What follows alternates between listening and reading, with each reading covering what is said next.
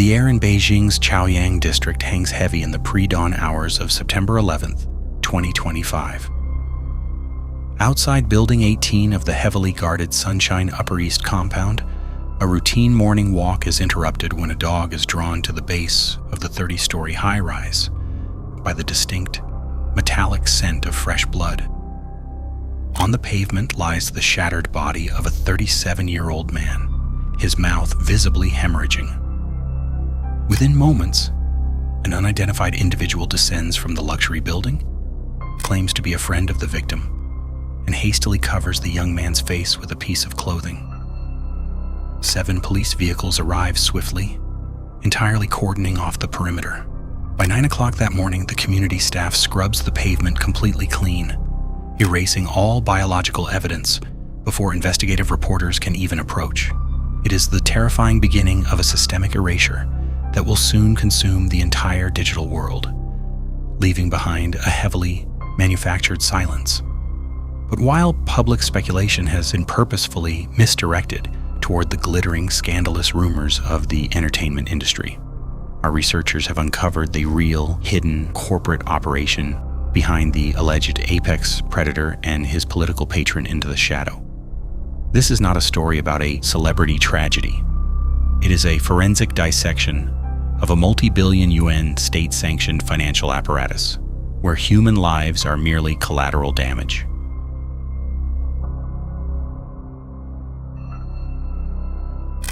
The victim is quickly identified as Alan Yu, known professionally as Yu Menglong. He is a massive star in the Chinese entertainment industry, commanding a dedicated following of nearly 30 million on social media.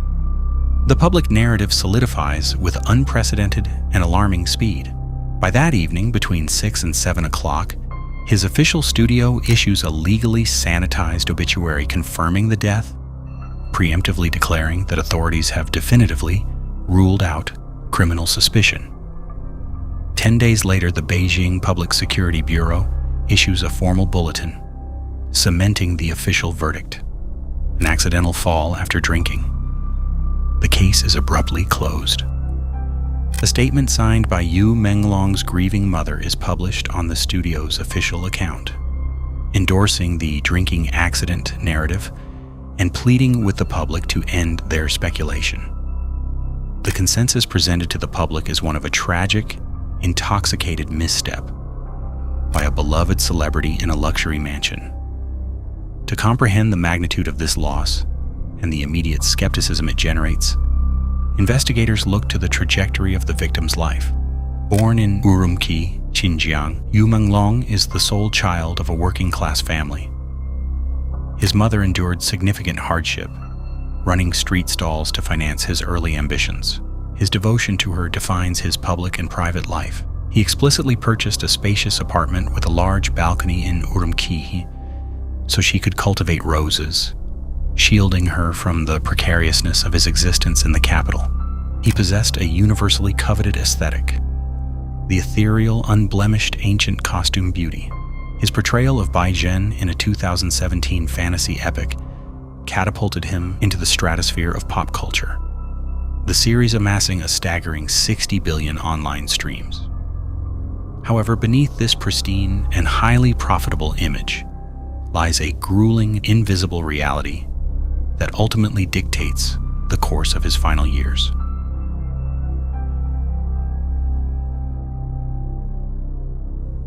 The Chinese entertainment industry operates on a strict system of hidden rules.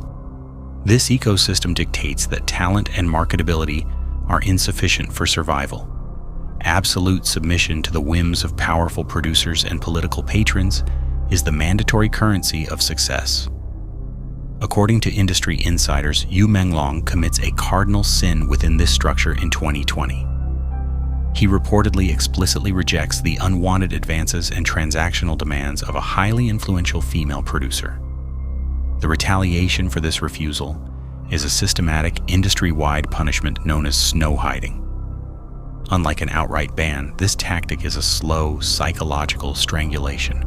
The artist remains contractually bound, unable to seek independent work, while the agency deliberately freezes all promotional resources, high-tier scripts, and lucrative brand endorsements. Yu Menglong is effectively demoted from leading man to a peripheral cameo actor, a status he endures for 3 agonizing years. The financial and psychological toll on the sole provider for his mother cannot be overstated. Corporate records indicate that he attempts to frantically restructure his financial affairs.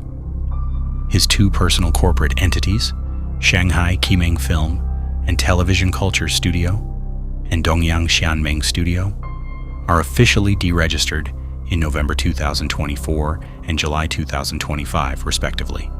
These maneuvers are typically the forensic markers of severe contract disputes, financial restructuring in the face of capital blockades, or desperate preparations to exit the industry entirely.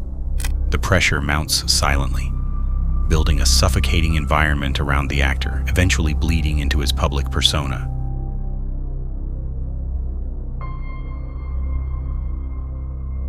Psychological experts retroactively analyzing Yu Menglong's final digital footprint observe classic indicators of smiling depression.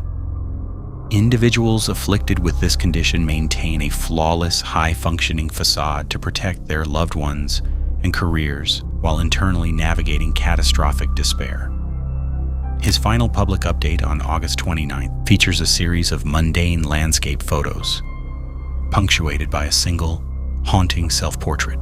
The image depicts a solitary, visibly emaciated figure facing a stark red wall.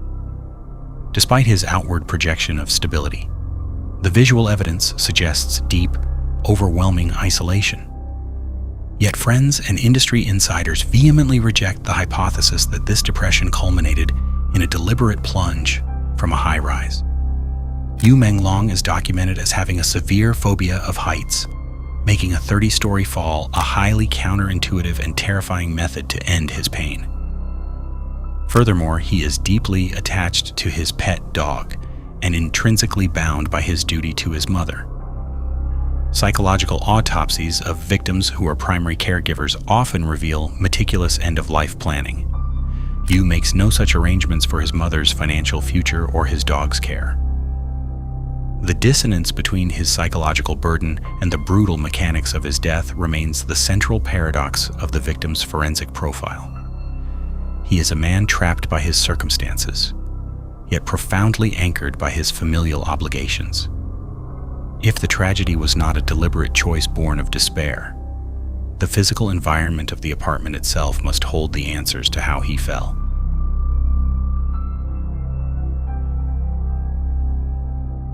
The official state conclusion relies entirely on the premise that the architecture of Building 18, the exact unit number was never disclosed, facilitated an accidental fall after drinking. An exhaustive forensic analysis of the physical location reveals that this premise is structurally and biomechanically highly improbable. Shortly after the lockdown is lifted on the morning of September 11th, investigative journalists managed to access the upper floors to conduct structural verifications. Their findings document a series of severe environmental anomalies. The fenestration design of the Sunshine Upper East compound is engineered specifically to prevent accidental defenestration.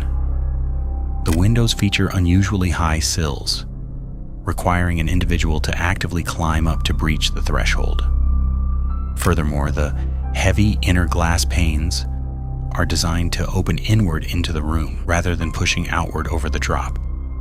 Most critically, the exterior of the window opening is shielded by a tightly fitted protective screen mesh.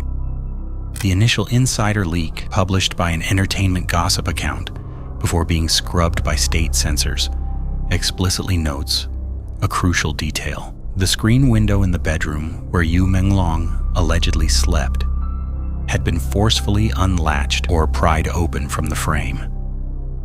An individual in a state of extreme alcoholic inebriation rarely possesses the fine motor control, balance, and deliberate intent required to manually unlatch and pry open a secured exterior screen while leaning over a high sill. Additionally, the inventory of the victim's pockets reveals another glaring anomaly. Yu Menglong is reportedly found with 2 Rolex watches, purportedly belonging to his friends, stashed in his clothing. This detail defies the behavioral logic of a drunken wanderer, suggesting an individual attempting to secure leverage or gather items during a frantic escape attempt, mere moments before the plunge. The physical evidence shatters the illusion of an accident, forcing a close examination of the hours leading up to the fall.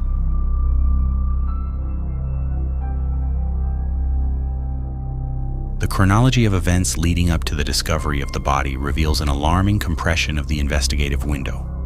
On the late evening of September 10th, Yu Menglong purportedly attends a private gathering with 5 or 6 individuals at a friend's luxury apartment in Building 18. According to the initial, rapidly censored insider leak, he retreats to a bedroom to sleep at approximately 2 o'clock in the morning, locking the door from the inside. At 6 o'clock, the gathering reportedly disperses, and attendees claim to notice his absence. Simultaneously, the elderly neighbor discovers the body. The rapid exclusion of homicide by the Jiangtai police station within 12 to 24 hours of the body's discovery fundamentally violates standard investigative protocols for an unwitnessed high-altitude death involving a high-net-worth individual. A standard rigorous investigation mandates comprehensive toxicology reports, blood spatter geometry analysis within the apartment, swabbing of the window frame and latch, and deep digital forensics of the victim's devices. These are processes that invariably take days, if not weeks, to yield conclusive results. The unprecedented speed of the police verdict heavily implies that the conclusion is predetermined by external directives rather than forensic science. The state's narrative requires the public to believe that a man terrified of heights became so intoxicated that he managed to scale a high sill, pry open a secure screen, and fall to the pavement, all while hoarding luxury watches in his pockets. The haste of the authorities points directly to the power of the guest list.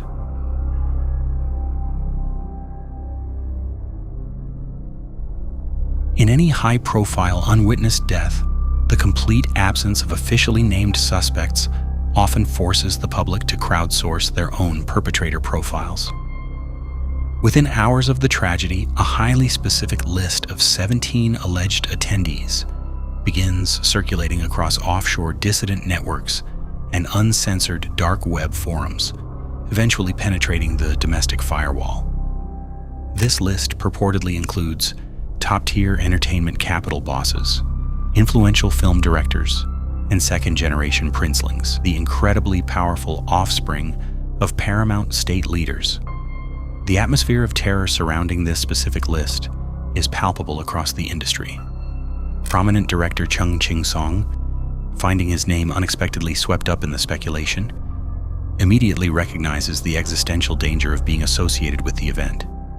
At 1 o'clock in the morning on September 12th, Chung takes to social media in a state of visible panic, vehemently denying his presence and subsequently filing a formal police report to legally distance himself from the radioactive fallout. The most explosive and persistent element of the perpetrator profile centers on a figure named Xin Qi, legally registered as Xin Xiaolong. According to widespread digital folklore and offshore investigative platforms, Xin Qi is the closely shielded distant relative or illegitimate son of Kai Qi, a paramount leader with unchecked, terrifying authority over the state's security and propaganda apparatus. Offshore narratives allege that Xin Qi operates as an untouchable apex predator within the Beijing entertainment sector, utilizing production companies as sophisticated fronts for elite money laundering and the procurement of favors. Rumors suggest Yu Menglong had inadvertently acquired a digital drive containing irrefutable evidence of these financial crimes, turning the gathering into a deadly trap. The narrative alleges he was forced to surrender the drive, subjected to severe physical coercion, resulting in defensive wounds, and subsequently thrown from the window. To understand why such extreme, terminal measures would be taken, one must look far beyond the entertainment sector and into the architecture of a billion yuan empire orchestrated from the very top.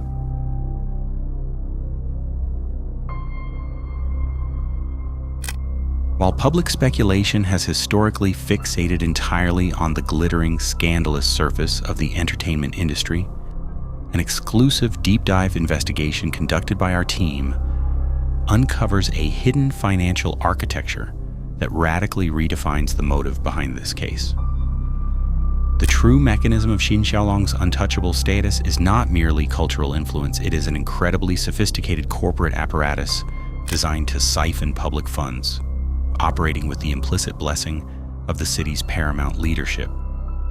Our team cross-referenced corporate registry data with municipal policy timelines and discovered an astonishing mathematical alignment. On May 18, 2020, Xin Xiaolong establishes a company named Zhubang Beijing Mining Development. This registration occurs at the exact moment the paramount leader, Kai Qi, overseeing Beijing's municipal operations, allegedly Xin's political patron, is orchestrating a historic, iron-fisted policy shift regarding mining development. Within days, Kai Qi, as the Communist Party Secretary of Beijing, announces the city entering the final stages of its mineral resources master plan, enforcing a core policy to comprehensively exit the traditional mining industry and eliminate all coal extraction. The state mandates a severe zero-clearance policy for traditional extraction, compressing the legal mining space in the capital to virtually zero. If a high-level official, one with unchecked authority over the city's development and policy, wished to engineer a flawless financial conduit, they would need a trusted proxy to position themselves perfectly just days before the policy became public. This proxy was Xin Xiaolong. Despite being founded by a young individual with absolutely no prior mining experience, and despite the city actively banning mining, this new entity boasts an astronomical registered capital of nearly 447 million yuan. Furthermore, the company is established through a cluster registration at room 1583 110 Jiangshai East Road in Beijing's Tongzhou district. This specific location is crucial. Tongzhou is the urban subcenter, the strategic high ground heavily promoted and governed by the city's paramount leadership at the time. This address is a virtual registration point, indicating a shell company operating as a high-level capital control center safely nestled within the political patron's exact jurisdiction. Our analysis reveals a mining company that does not mine. It only needed to exist as a vessel, perfectly timed to catch the immense fiscal budget about to be unleashed by the city's highest authority.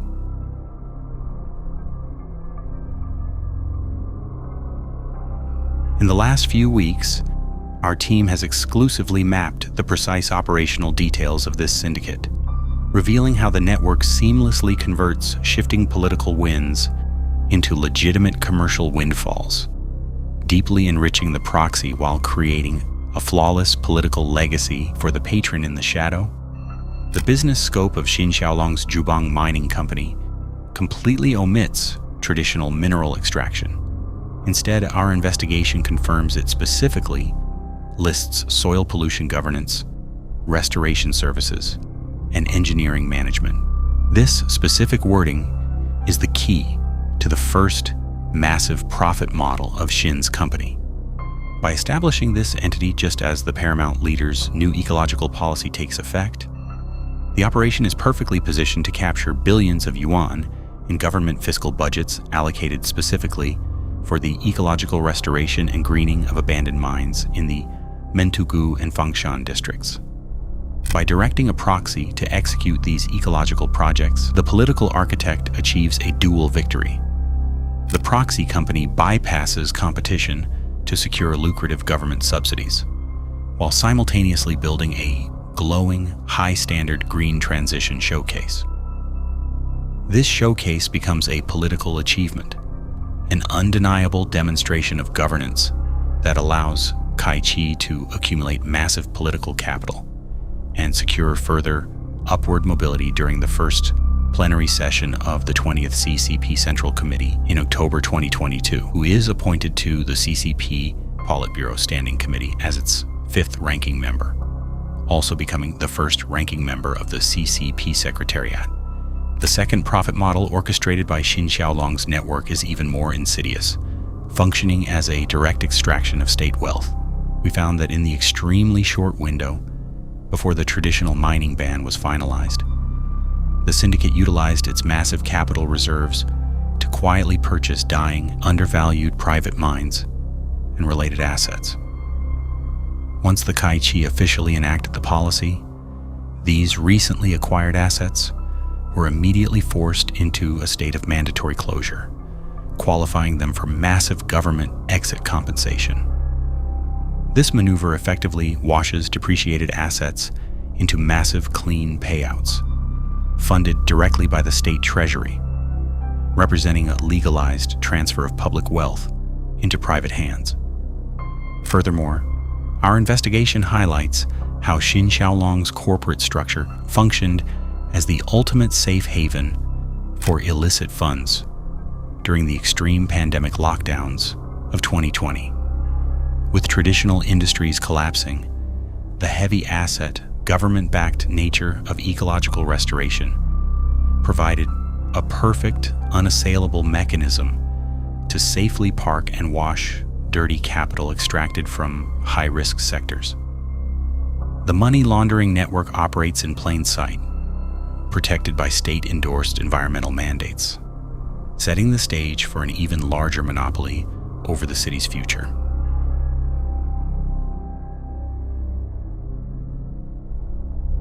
The operational details uncovered by our team show that the ambition of Xin Xiaolong's shielded network extends far beyond the borders of Beijing, completely restructuring how the capital acquires its resources.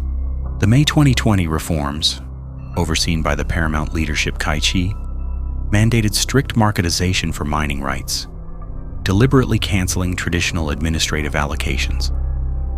With its 447 million yuan in registered capital, Xin's Zhubang mining company operates as an unstoppable headquarters to facilitate cross-provincial industrial linkages.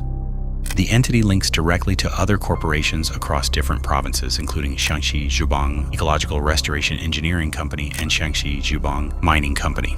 This complex structure allows the Beijing headquarters to act as a springboard, exchanging vast amounts of capital with actual mineral and civil engineering projects in coal-rich provinces. Crucially, our investigation confirms the company exploits the local ban on extraction by explicitly including metal and non-metal ore sales, domestic freight transport agencies, and import and export proxy services in its official business scope.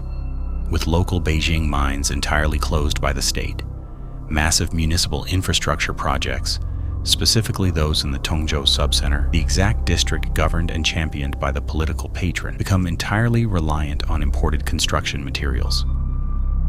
Xin Xiaolong's company leverages its unique, untouchable political background to monopolize the supply chain, becoming the designated middleman for importing construction sand and gravel into the capital in the last 5 years. This absolute circumvention of regular market competition allows the syndicate to generate immense, untraceable cash flows through over-invoicing, logistics fees, and supply chain dominance. It acts as an absolute gatekeeper for any major construction project requiring mineral assessments within the political patron's domain. This is not merely a company, it is a billion-yuan machine integrated into the very foundation of the state's economy, guarded by the highest echelons of power. When a single individual, even a megastar, inadvertently threatens the secrecy of a machine this vast, the entire state apparatus mobilizes to neutralize the threat and erase the evidence.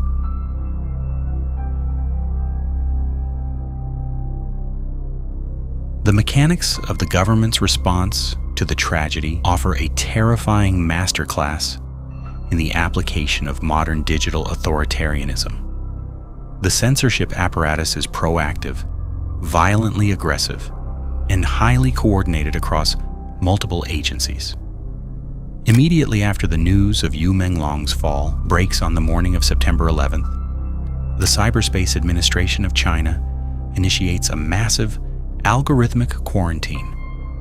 Search terms combining the victim's name, the suspect's name, the paramount state leader, and the residential compound are strictly shadow banned. Once the initial shockwaves are algorithmically contained, the state deploys its verified media accounts to establish the anchor narrative. A statement, allegedly written by Yu Menglong's grieving mother, is published, confirming the drinking accident and begging the public to stop investigating. Independent outlets note that netizens widely suspect the mother is under severe duress when this statement is issued, serving as a psychological tactic to delegitimize third-party outrage. If the grieving family accepts the story, the state argues, the public has no moral right to question it. When digital suppression fails to quell the offshore discussions regarding the unverified rumors and the alleged abuse, the state deploys kinetic police action. On September 21st, the Beijing Public Security Bureau issues a bulletin detailing the criminal detention of 3 citizens for fabricating and spreading false information. The bulletin explicitly targets the specific rumors regarding the capital trap, the severe physical coercion, and the destruction of security cameras. 2 days later, authorities announced the mass suspension of 15,000 social media accounts for malicious hype. This massive coordinated purge transforms public demands for justice into a highly prosecutable offense. The official investigation does not function to solve the circumstances of the death. It functions solely to solve the political problem created by the public's reaction to it.